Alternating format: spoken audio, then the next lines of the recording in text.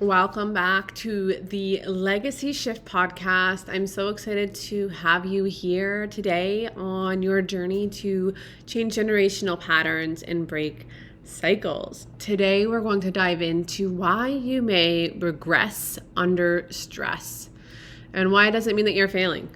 Regression isn't failure, it's information about the nervous system that we now have access to and how much capacity our load is. So let's dive into today's episode and break up what this could mean for you as a parent. So this episode is really designed for the parent who feels like they were doing better and now they're not, or maybe something's going on in your life and you have a little bit of regression in how you wanted to show up as a parent. This is all about acceptance and having grace for where you're at and understanding a little bit more about what's going on with your nervous system. There is a huge fear of going backwards. I've seen it in myself. I've seen it in my husband when we have conversations. We bring up all the time, I was doing so good. Why did I revert back to the old way of doing things? Or why did I revert back to the way that my parents did things? I thought I changed that cycle. I thought I was changing generational patterns. And the quiet truth of this is that you may have that question is, why is this still happening if I've done so much work? But the quiet truth is that just know that nothing has actually gone wrong. This isn't a character flaw or a lack of commitment on your part. What's happening here is, first of all, that reassurance that you're not alone in this and that we're not here to fix you, okay? We're here to understand what your system is communicating. So these things are communicating something to you in your nervous system, and it's our job or your job to figure out what that communication is doing and what it's saying so that we can get back on track. So the fear of going backwards is a huge fear of a lot of parents. There's a huge emotional weight of that regression. So you may feel disappointment. You may feel some self-doubt. You may have fear that the progress that you were having was completely fake, or that you did all this work and spent all this time and did all the things for it not to work. And that's an internal narrative. Sometimes that thing comes up of, I should be past this by now. Why can't I get it together anymore? Why can't I hold it together? I should be better. I just want you to know that regression sometimes does feel threatening because it touches your identity on that soul level. You do so much work in developing as a parent and in changing patterns and changing generational cycles. And when something doesn't go the way that we've envisioned, it really touches on our identity because we've grown into these cycle breakers, right? We've grown into these healed parents. And when it's the opposite of what we've done for healing, then it really hurts, right? It really hits us in our identity. You may feel like, I was healed. I thought I was healed. I thought I was healed in this. This happens to me so much because things always come up. And the way that I look at it is that picture yourself like an onion. Okay, we're all onions as parents, and as much as you can peel back one layer and heal that layer, there's always extra layers to be healed and to acknowledge and to understand. And sometimes those layers may come back and they need to be peeled back again. And that doesn't mean that you lost progress. What it means is that you're still healing and you're still changing patterns. You're still on a road of conscious parenting and being that conscious parent and making change. And there's nothing wrong with where you're at this moment. So you're not going backwards. I really want you to know that you're exactly where you need to be at this moment in space and time, and that the work that you're doing as that conscious parent, as that generational cycle breaker is tremendous work. It's not easy. And I say this all the time, but you as a parent who are doing this, it's transformational for you and for future generations. So it's not going to be easy because you're the first one to do this. And as you continue to heal and as you continue to peel back those onion layers, you're going to feel more just fully embodied in that healing, and the regressions won't feel as hard on your soul as we continue along this process. Growth is never linear because the nervous system isn't linear. Our nervous system doesn't go in a straight line. Our nervous system feels safe and then it doesn't, and it feels safe and it doesn't. And there's a lot of different things impacting that nervous system on a day-to-day basis, on an hour-by-hour, minute-by-minute basis. And it's not linear. So growth happens all the time. And it can look like regression if you're looking for a word for it, but that doesn't mean that you're not growing. So regression doesn't mean that you lost progress. What it means is that you're exactly where you need to be on your healing journey, and that you're going to continue to heal as you should. Now, we touched a little bit on this last week, but stress, remember, limits access to some of the tools that we may have developed as healing conscious parents. It does not limit, though, the learning that you've done. So the learning doesn't just go away. This is the conversation I have with my husband all the time, because something he always says is, oh, but I thought I learned that. I thought I healed that. And it's true, he did, right? He did heal that part of him, whatever that is that we were talking about in that moment.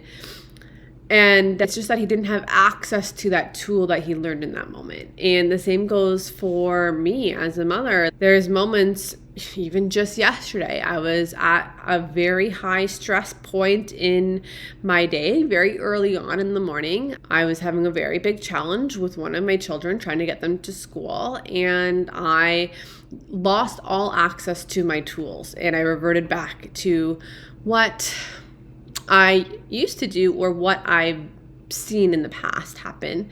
I had to remind myself in that moment that I wasn't regressing in my healing, and I didn't lose any progress, and that I didn't lose any of my learnings. And it was just a moment in space and time that I lost access to my tools because my stress and my nervous system were highly impacted in that moment. So learning happens. We talked on this last week, but learning happens in those calm moments, and the access to those learnings depends on your capacity in that moment. So many different things impact that capacity, as we know as mothers, right? If you have young kids or older kids or whatever that looks like, there's so many different things coming at us in a day that really impact that capacity to access those tools. I want you to think of calm as a resource, not a decision. Stress narrows what's available, does not erase what's learned. And then that's very key here. Your learnings will always be there. They're always there for you to access when you have that regulated nervous system. They're always there for you to access and build on as a healed parent, as a healed conscious parent. And when we're under very stressful situations, our nervous system increases, and that narrows what's available. It doesn't make you regress as a parent. It doesn't mean that you stopped learning or forgot all the tools that you've learned in the past. What it means is that you just didn't have access to it. And I think that gives us a lot of grace as parents to understand, hey, in that moment where I lost my ever-loving mind, I was under a lot of stress. And I lost access to my tools. And I'm going to give myself grace in that moment. I'm going to repair what happened, right? So that situation that happened yesterday with one of my sons, I repaired what happened after I was able to regulate my nervous system. And to touch on that, some people may say, hey, you're talking a lot about regulating your nervous system. What does that mean? What does that look like for you? That can be different for everybody. So you have to do what's best for you. But what I did in the moment where I was very heated is I walked away, I was outside, I took some deep breaths, and I came back more regulated. But I took a good 5 or 6 minutes outside to myself because I needed to regulate my emotions in that moment massively. That fresh air helped, getting that sunshine on my face helped, even though it was so cold. And that really helped to regulate myself. So having these different tools in your toolbox help you to regulate in those moments. There's a number of different ways you can regulate yourself if you're feeling that increased stress and increased nervous system. Number one would always be, I would always urge to try movement or breathing. Those are kind of my go-tos. Walking away from the situation also helps. So those are some ways that I help with my nervous system and relax it a little bit in those moments of high stress or increased resistance.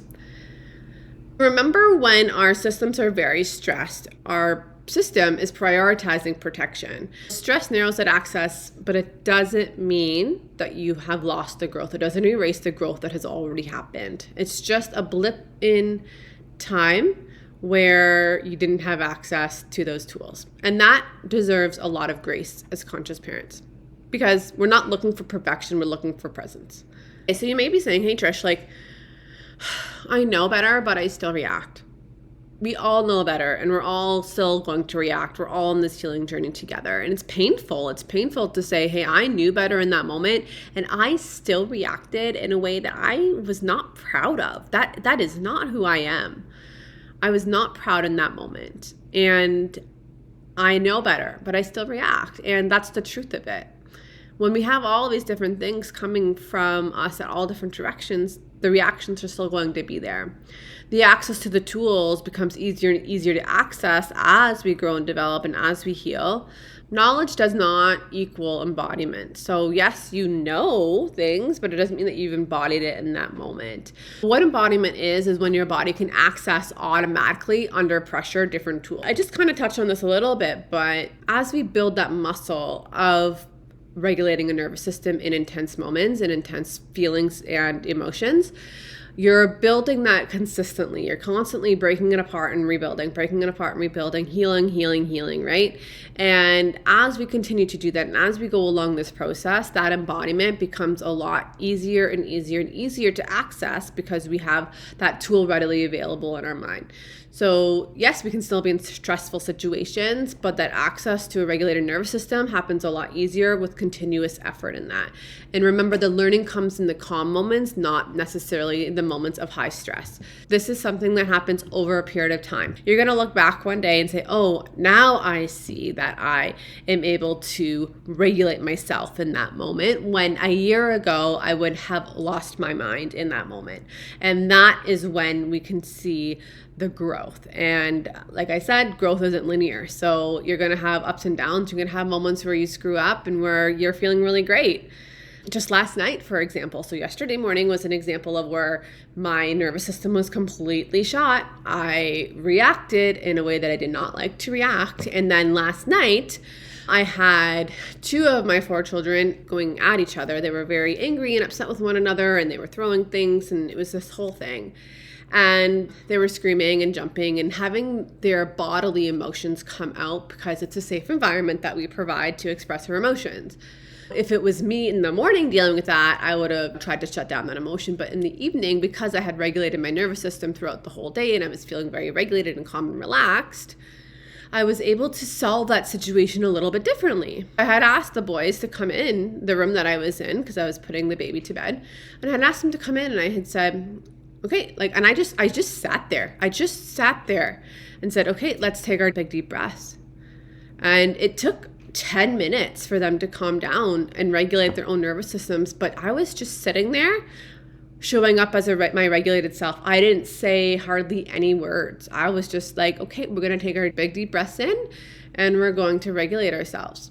And 10 minutes it took, but they were able to regulate themselves.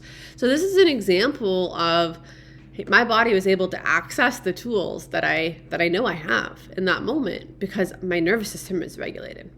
But in the morning, my nervous system wasn't regulated, so I wasn't able to access those tools. Many parents are very highly informed, but still overwhelmed. It's a simple fact of the matter. We're in a world right now where overwhelming is a common feeling. It's a common emotion in many households. You know, you take your kids to school or you homeschool, or maybe you have kids in a variety of different ages and you've got to take them to their extracurriculars, and then you got to make sure the house is running. You have to have the groceries, the laundry done. Where's their shirt? Where's their favorite pants? You have to know all of these things. When's their next doctor's appointment? What's going on here? What's going on there? There's so much overwhelm as parents today, and we're highly informed as parents, but there's a lot overwhelm that we also need to acknowledge. I want you to acknowledge that this doesn't mean when you have that knowledge and you're not embodying it, it doesn't mean that the work didn't land. It means that the work hasn't fully integrated yet. And this is where I was saying that you could grow and develop and learn over a period of time and not realize that you're doing it. And then you can look back and say, wow, if this situation happened 6 months ago, I'd have reacted totally different. That's where you're starting to integrate the tools and the nervous system responses. And that's such a beautiful place to be as a parent. I just want you to remember that knowing isn't the same as what's accessible under stress. We may be wondering, why do these old patterns resurface? And I'm going to do my best to explain why our system may pick up on old patterns opposed to the new ones that we're trying to teach. So this goes back to the nervous system. And we talk a lot about the nervous system. I understand that. But the nervous system likes what's familiar to it. Not what's ideal, but what's familiar. What it could be, what's familiar is maybe you grew up in an environment where the reaction was always there when you, quote unquote, did something outside of what was deemed correct, right? So that's what your nervous system picks up. Okay, it must be safe to react when there's big emotions because that's what happened when I was growing up, right? The system chooses what's familiar. You now may be learning as a parent, just as I am, that, hey, that's actually not the ideal way that I want to parent. So you're having to reintegrate your nervous system with new truths and new learnings. The old patterns, historically, in your nervous system, that are ingrained in your nervous system, have effective strategies. Now, these are now meant to protect the nervous system. So your nervous system is always going to go back to those old patterns. And the new patterns take a bit of time to create and to implement into the nervous system. So this is where we feel, hey, I'm regressing. You're not regressing. It's just that your nervous system chose what's familiar. And you're still working on healing that nervous system response so that you can create that new response and those new patterns and those new cycles and create new ways of what the protective nervous system looks like. Awareness creates choice over time, but it doesn't happen instantly. Keep being aware, 100%. You want to keep learning and growing and healing and showing up as a conscious parent. And that awareness over time will happen, but it's not going to happen instantly. And this is where it takes a lot of grace as conscious parents, where we need to give ourselves a lot of grace as conscious parents to accept that it's okay, that we're not always going to be perfect. Old reactions returning is information on what may still need to be integrated into your new nervous system response, but it's definitely not failure. It's definitely not failure. You either win or you learn. And in those old reactions, you're learning what still needs to maybe be healed or addressed, or maybe you need to go into on a deeper level through maybe hypnosis practices or neurolinguistic programming practices. Maybe there's another way of understanding what's going on in that emotion that you haven't uncovered yet. And that's okay. That's okay if that's where you're at. Accept yourself and love yourself for where you're at. I think the key here is that we've got to let go of the concept of I should be past this. Because if we go back to that onion analogy, you're always going to be peeling back layers. Onions can have so many different layers, right? Peel back one layer, there's another layer. Peel back that layer, there's another layer. Healing is very much the same. You're always, yes, you've healed the outer layer. Okay, you've healed the next layer.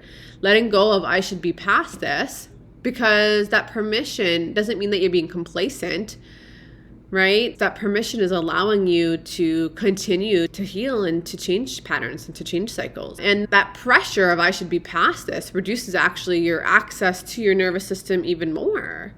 And it keeps your nervous system braced for impact.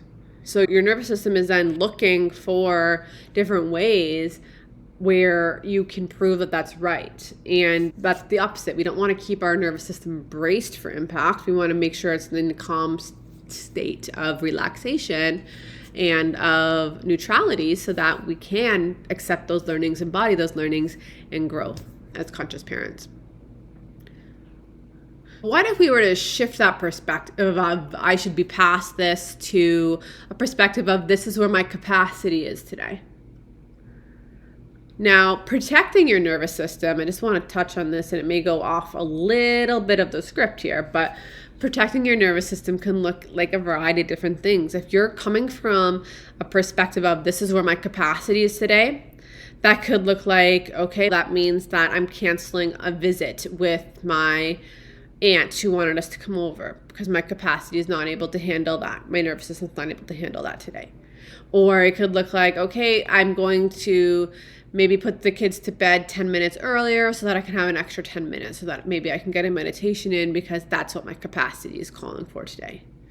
Or it could look like, you know what, I'm not cooking today. My capacity is shot, and I know that will send my nervous system over the fence. So I'm going to call in some food and bring some food in instead. Understanding that capacity can come from a variety of different ways, and understanding that it's okay There's so many things that urge mothers to be perfect, and it's a paradigm actually that I find is very strong on social media, and then there's a lot of comparison and things like that. I've experienced it so much, and I'm really doing my best to separate myself from it because it's not serving my nervous system in any way. And you may feel the same. You may find that your nervous system after you go on social media is completely shot because it's a constant comparison. At least in my perspective, it is. It's a constant comparison of, well, that mom's doing that and that mom's doing that. I mean, I was part of a mom group or several mom groups on Facebook that I left recently because it was just like my nervous system was getting impacted every single time I saw a post on there. It's also part of another mom group that I've decided to leave because every time I went in there, I started feeling a little anxious and taking on their anxieties because it almost felt like it was a dumping ground for trauma. And I was like, no, this is not serving my nervous system anymore. This is not serving me. I'm not able to show up as the best person I can be for my family because I'm taking on everybody else's stuff. And it's okay to say no. And no is a complete sentence. I tell my kids all the time this. So no is a complete sentence. And if you need to separate yourself from groups that you're a part of or people that you're speaking with, that's okay to protect your nervous system. So coming from the philosophy of this is where my capacity is at today, and being okay with what your capacity is. I just want to clarify that acceptance isn't resignation. It's the starting point of regulation. So accepting that you should be past this is the starting point for understanding that regulation happens from that. You're still repairing, you're still reflecting, and you just stop punishing yourself for that repair and that reflection in those moments. I just want to emphasize that change happens between moments, not during the explosions. I'll come back to my example yesterday. The explosion was in the morning. The change in my nervous system happened throughout the day, and I was able to come back fully regulated in the evening. That change happened between the moments.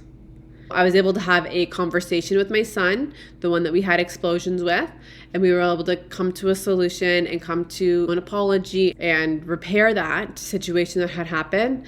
And we're able to move past it, beyond it. And that's key. That's key. So change happens between the moments, not in the explosions. And that's going to happen outside of the crisis. The key thing is helping to support our own regulation proactively. I said earlier, a lot of times movement or outside activity can help with that regulation, and that's being proactive in that regulation. Consistency with maybe going for walks, going outside, opening up a window. If a lot of people keep their blinds closed, open up your blinds, look outside, have some sun codes come in, whatever that looks like for you, and do that proactively so that you can keep your system regulated. Hydration is another big one that I do, enjoying electrolytes and keeping my body hydrated. Plays a big role in my regulation. Other things that play a role in my regulation is ensuring that I get good sleep at night or go to bed early enough so that I'm not doom scrolling. Also protecting my time on social media help with my regulation. What I'm looking to do, and what I'm hoping you do, is build safety around your nervous system and then allow that expansion capacity to happen slowly in your nervous system.